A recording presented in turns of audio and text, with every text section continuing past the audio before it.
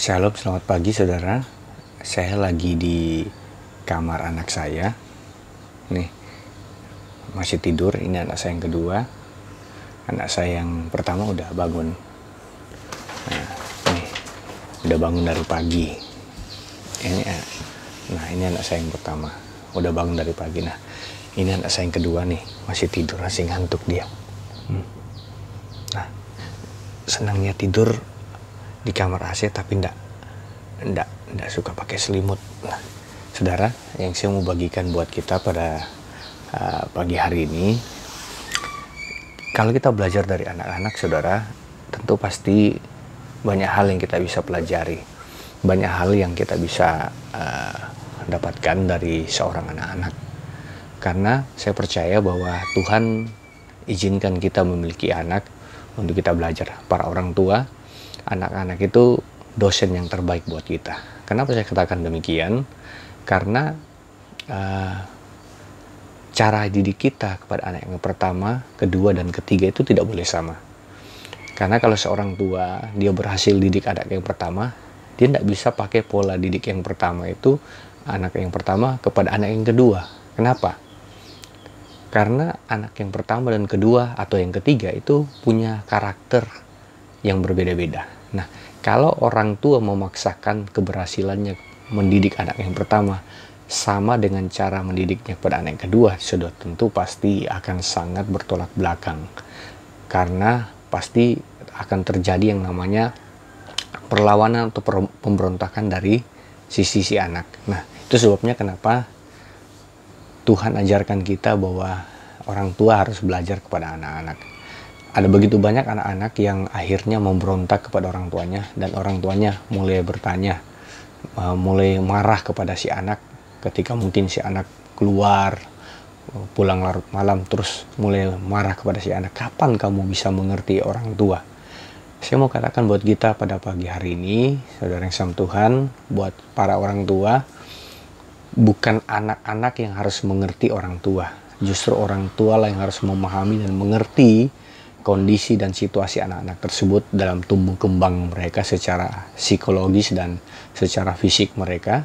Dan sudah pasti kenapa orang tua yang harus mengerti anak, karena anak tidak pernah jadi orang tua, tapi orang tua sudah pernah menjadi anak-anak. Tentu pasti punya pengalaman-pengalaman seperti yang dialami anak saudara dan saya.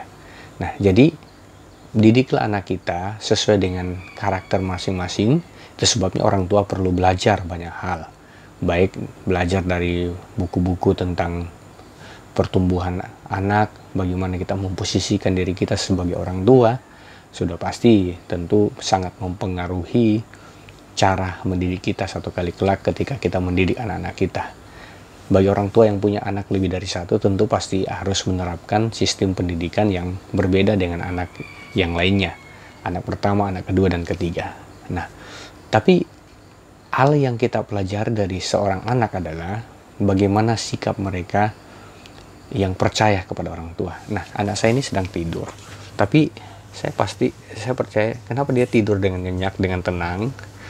Karena dia yakin bangun pagi orang tuanya sudah siapkan makanan, sudah persiapkan segala sesuatu yang dia butuhkan. Percaya penuh kepada orang tua. Nah, itu yang membuat mereka tidur nyenyak. Nah, puas, main, dan akhirnya tidur nyenyak. Nah, seperti itulah sikap kita juga terhadap Tuhan. Kenapa kita tidak perlu khawatir dengan apapun yang terjadi, kondisi apapun yang dialami oleh bangsa kita, ataupun ekonomi yang kondisi ekonomi bangsa kita. Karena saya percaya bahwa kita ini anak. Kita punya Bapa di sorga, dan seperti sikap seorang anak yang bisa tidur nyenyak di saat situasi apapun, seperti itu juga kita sebagai orang percaya.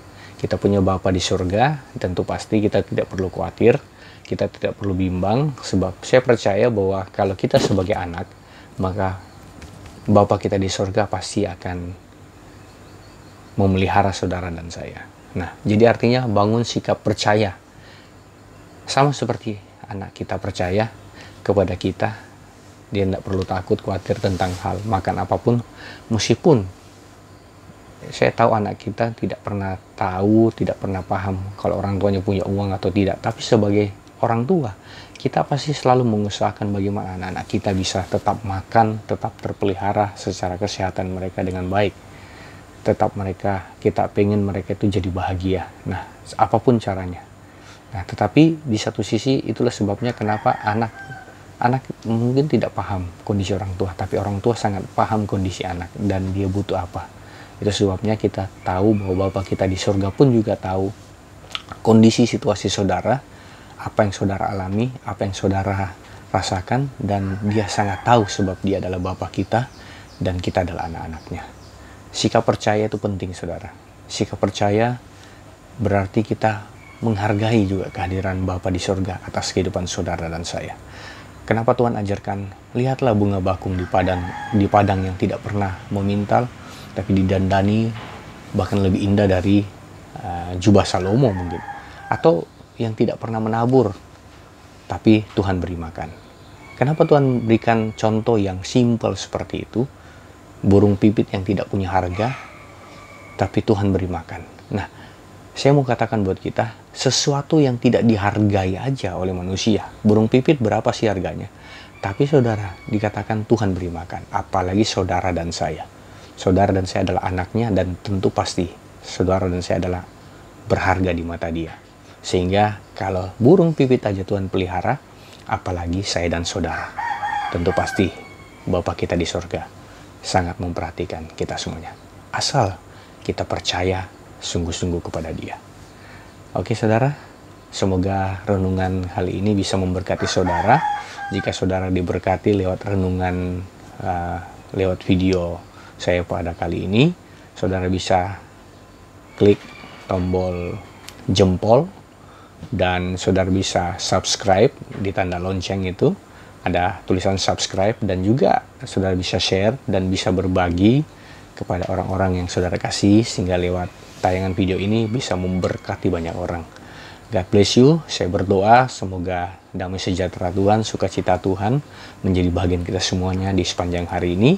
Dan semoga apa yang kita alami sudah pasti akan bisa membuat kita terus belajar dan semakin percaya kepada Bapa kita di surga. God bless you. Tuhan memberkati itu semuanya. Amin.